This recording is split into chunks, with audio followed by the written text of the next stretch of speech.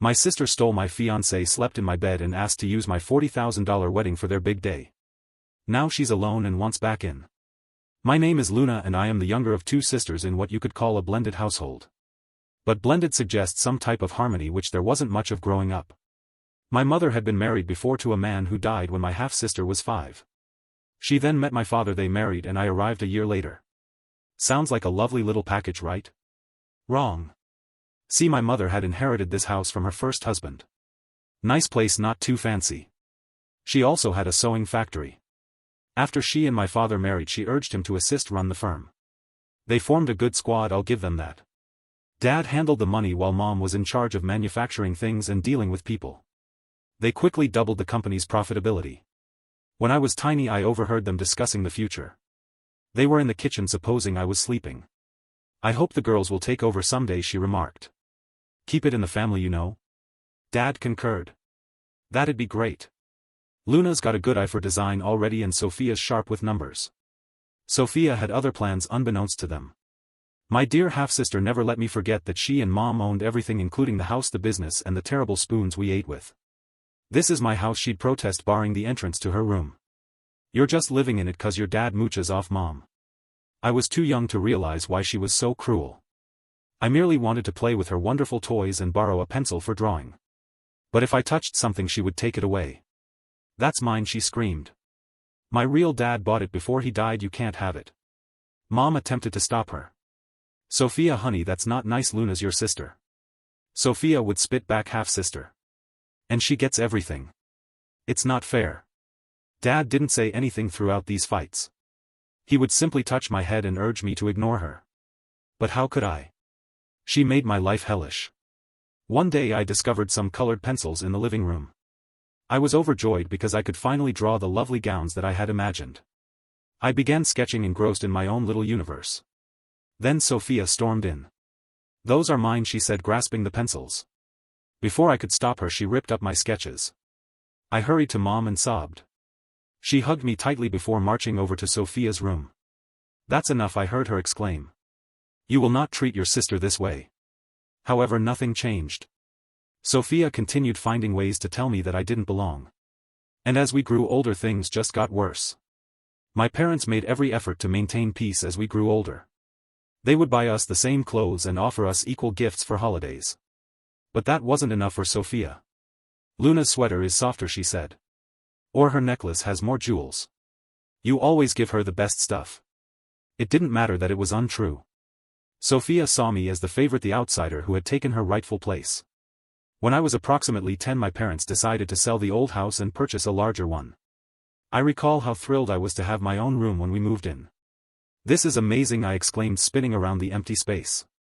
Sophia appeared at the doorway, her face black. Don't get too comfortable, this house belongs to me and Mom. You're just a guest here. I felt my stomach drop. Even in this new location, nothing had changed. Later that night, I heard Mom and Dad conversing quietly. I don't know what to do anymore, Mom lamented. I've tried everything with Sophia. Maybe we should take her to see someone, Dad said. A therapist or counselor. Mom consented and Sophia was soon attending weekly sessions. However, it simply increased her resentment. Oh, so now I'm crazy, she exclaimed one day following a particularly unpleasant appointment. You just want to fix me so precious Luna can have a perfect life. I wanted to shout that my life was anything but ideal with her in it, but I kept my mouth quiet. Arguing with Sophia was always pointless. Sophia's victim complex evolved throughout the years.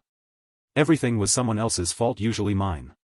She would constantly whine about how unfair her life was and how no one understood her. You're all against me, she'd say. You owe me for everything I've been through. I started avoiding her as much as possible, staying in my room or at friends' houses, anything to get away from the incessant drama. When Sophia finished high school and departed for college in another city, it felt like the entire house let out a collective sigh of relief. Maybe some time away will do her good, Mom suggested optimistically.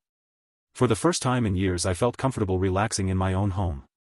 No more walking on eggshells or being surprised by Sophia's jealousy. Sophia was gone at college for 4 years, and those were the happiest years of my life. I immersed myself in my academics, particularly art and design. I would spend hours sketching outfits and imagining new looks. Mom recognized my enthusiasm and began bringing home fabric scraps from the factory for me to play with. "You've got a real talent, Luna," she'd say, praising my work. For once I felt recognized for who I was rather than just Sophia's obnoxious younger sister. I began to picture a future in which I could apply my skills, possibly even in the family firm. Following graduation, I was accepted to a college in another city to study design, which was a dream come true. Mom and Dad had a conversation with me the night before I departed for college. "We're so proud of you, Luna," Mom exclaimed, her eyes wet. "You know we support your dreams, right?" I nodded and felt a lump in my throat. Dad spoke up. "We hope that after you graduate you'll consider coming back to work with us. Your designs could really take the company to the next level." I vowed to think about it, but in reality I was anxious to expand my wings. Returning to my hometown where Sophia's shadow still hovered was not an inviting prospect. College was all I had hoped for and more. I met Jason in my second year. He was a few years older and pursuing a master's degree in business. We ran into each other in a campus coffee shop. I poured my cappuccino all over his shirt. We began to converse, and before I knew it, hours had passed. Jason was amusing, intelligent, and truly listened when I discussed my designs. We started dating shortly after. As graduation came, Jason and I discussed our future. We'd been together for more than 2 years by that point, and things were getting serious. "I've got a job lined up here in the city," he told me one evening over supper. "What do you think about staying here, maybe together?" My heart was thrilled at the thought. I'd gotten a job as a junior designer at an up-and-coming fashion company, and the prospect of starting a life with Jason away from all the family drama was really appealing. But I felt I needed to tell my parents face-to-face, so we arranged a vacation back to my hometown. I was worried about introducing Jason to my family, especially because Sophia would be present. To my amazement, the visit went better than I had imagined. Mom and Dad adored Jason. Sophia was also civil, albeit not very warm. She made no nasty remarks or attempts to undermine me, which was unusual. Over dinner I informed them about my new work and plans to stay in the city. "That's wonderful, honey," Mom remarked, but I could see sadness in her eyes. Dad cleared his throat. "Actually, we had an idea we wanted to run by you. What if you opened a branch of our company in your city? You could be in charge of design, create your own line." I was stunned. It was a wonderful offer, allowing me to pursue my aspirations while being a part of the family business. "Can I think about it?" I inquired. They agreed, and the rest of the stay was enjoyable. Sophia approached me as Jason and I were about to leave. "Hey, I know things haven't always been great between us," she continued, appearing embarrassed, "but I'd like to try and change that. Maybe I could pay you a visit sometime." I was skeptical but nodded. "Sure, that would be nice." After Jason and I returned from my homeland, our lives settled into a comfortable rhythm. I immersed myself in my new profession, learning the ropes and impressing my supervisors with my designs. Jason and I started talking about marriage, looking for residences, and fantasizing about our future. Together everything looked amazing. Then, roughly 3 months after our return, I received a surprise call from Sophia. "Hey little sis," she said, sounding unusually happy. "I'm in town. Mind if I crash at your place for a bit?" I nearly dropped the phone from shock. "Sophia, are you voluntarily going to see me? It seems too good to be true." But I remembered her olive branch from our last meeting and decided to give her a chance. Sophia appeared and I barely recognized her. I no longer saw the scowling, bitter girl I grew up with.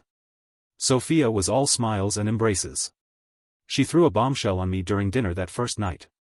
"I've been thinking," she explained, swirling the noodles on her fork. "Why don't you come back home? We could work together at the family business. It'd be great." I almost choked on my wine. "What? But I just started my job here, and Jason." Sophia waved her hand dismissively. "Bring him along, there's plenty of opportunity back home." I shake my head. "Thanks, but no. Actually, Mom and Dad suggested I open a branch here. I'm still considering it."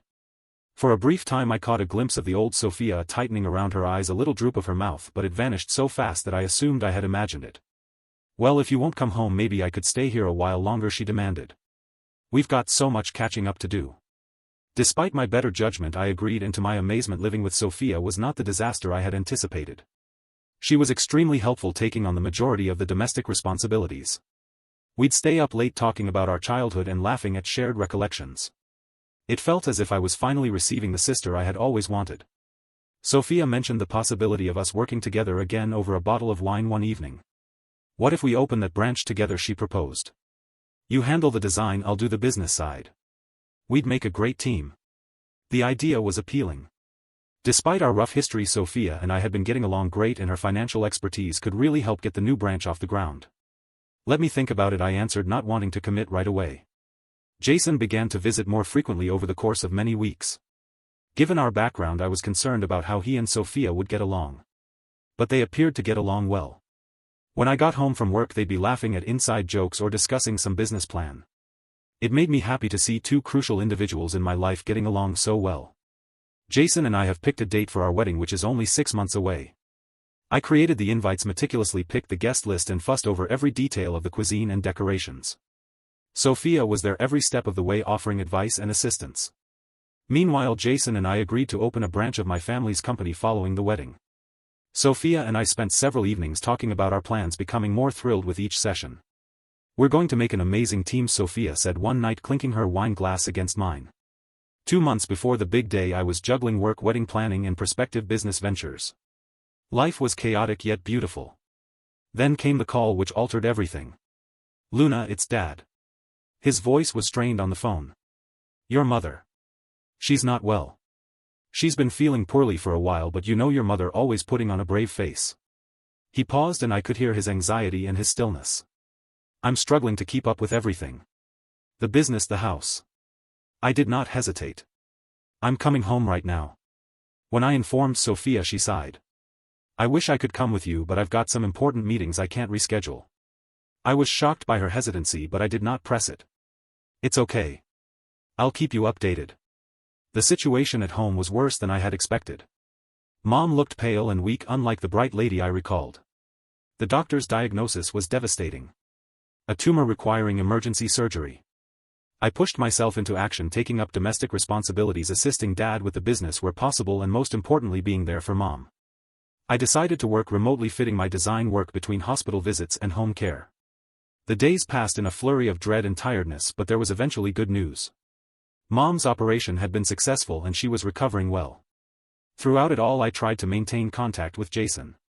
We used to video chat every day, and his face was a soothing presence on my screen.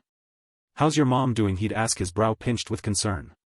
"Better today," I said, attempting a smile. "How are things there? Is Sophia behaving herself?" He would laugh and tell me everything was okay. However, as the days went, our discussions became shorter and less frequent. I convinced myself that was just the stress of the situation, and that everything would return to normal once I got home. However, a month into my stay, the video calls stopped completely. My messages remained unanswered. The silence was terrible. My stomach churned with anxiety. After days of unanswered calls and messages, I couldn't take it anymore. I had to see Jason to figure out what was going on. I took the next flight out, my mind racing with possibilities. Perhaps Jason was unwell. Perhaps he had lost his phone. Maybe. I didn't inform anyone I was coming. A part of me wanted to surprise Jason and see his face light up when he saw me. The silence that met me in my flat was unsettling. Then I heard it. A muffled giggle from the bedroom. Our bedroom. I wish I could claim I hesitated and didn't rush in like a crazy person. But I did.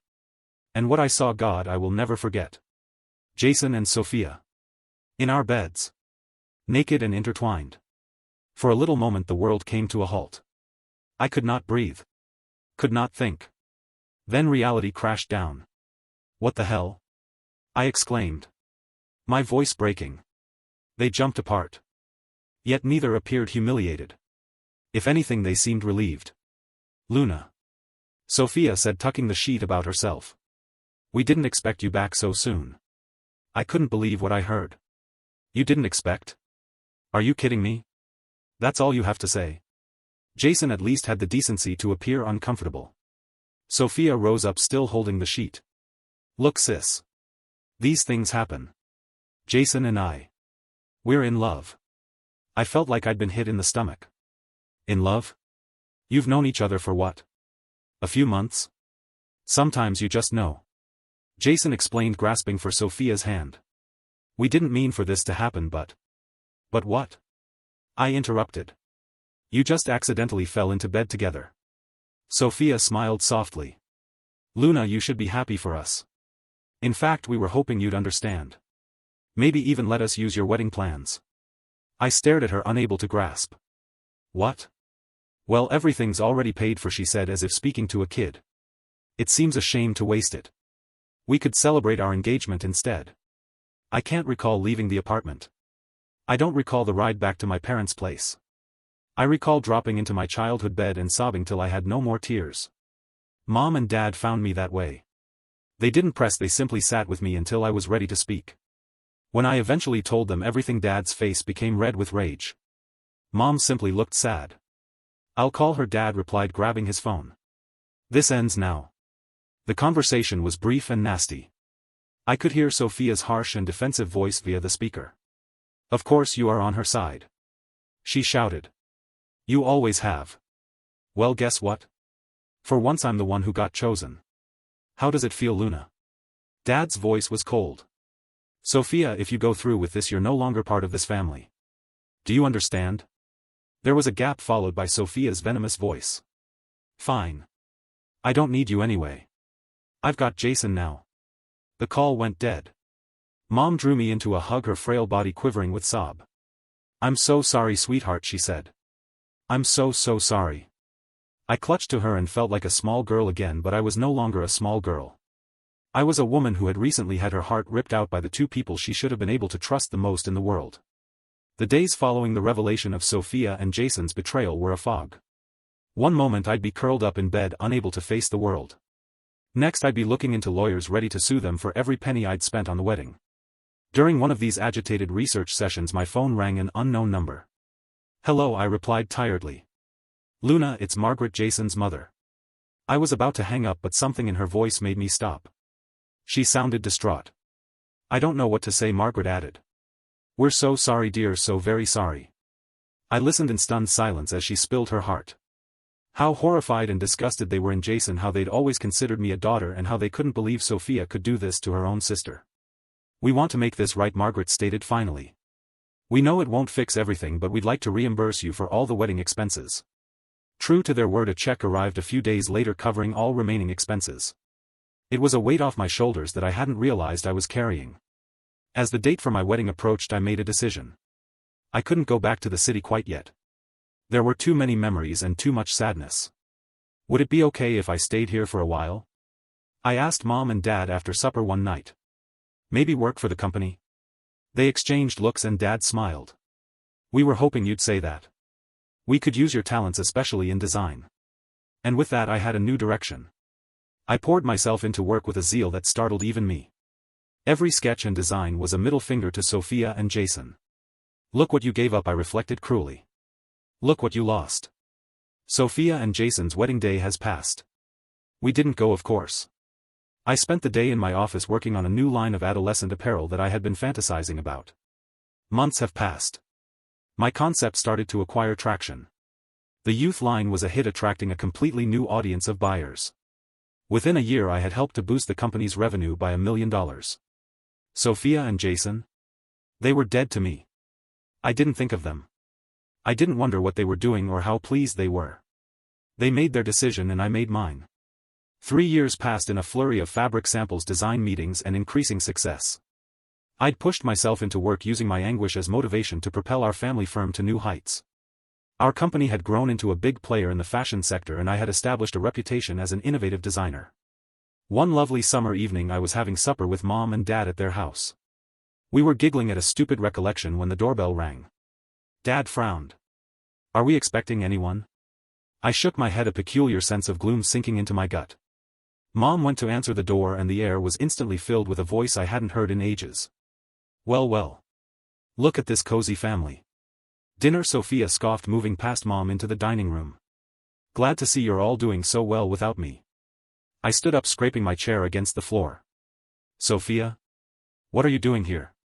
She appeared different, weary and angry, with black circles under her eyes. "Oh, I just thought I'd drop by, see how the other half lives," she said. "Especially now that I'm newly single." Dad's eyes narrowed. "What happened to Jason?" Sophia gave a bitter laugh. "Turns out once a cheater, always a cheater. He left me for his secretary. Ironic, isn't it?" I felt a twitch of something, not sympathy but bitter satisfaction. "Karma, certainly." "I'm sorry to hear that," I replied. "Not exactly true. But why are you here?" Sophia's face hardened. "I want what's mine, my share of the business. I'm family too, remember? Dad stood up and spoke firmly. Sophia, you gave up any claim to this family and this business when you betrayed your sister. You're not getting anything.